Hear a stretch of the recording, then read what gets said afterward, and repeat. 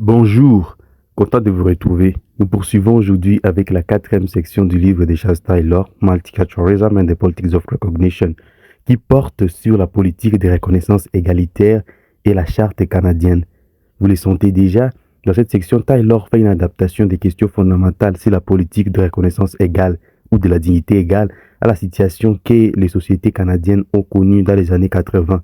Car selon lui, cette politique qui est fondée sur la reconnaissance des capacités universelles est vouée également à être homogénéisante.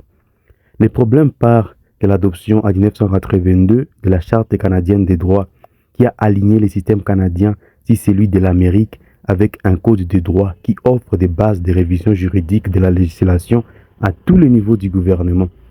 La question était de savoir comment rattacher à ces codes les revendications spécifiques mises en avant par les Canadiens français, particulièrement les Québécois, et par les populations aborigènes. L'enjeu ici était le désir de survivance de ces populations qui a entraîné une demande de certaines formes d'autonomie dans leur self-government, et aussi bien une possibilité d'adoption de certaines formes de législation jugées nécessaires pour assurer cette survivance. Je n'entrerai pas dans les détails, mais d'après l'analyse faite par Charles Taylor, il existe une politique de respect égal enchâssée dans un libéralisme des droits qui est inhospitalière à la différence parce qu'elle repose sur une application uniforme des règles qui définissent ce droit sans exception et parce qu'elle est très méfiante envers les desseins collectifs.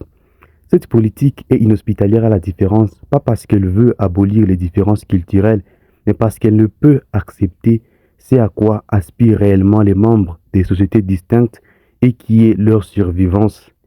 Nous continuerons avec cette question à la dernière section, c'est-à-dire pour la prochaine vidéo. En attendant, je vous fixe rendez-vous à très bientôt.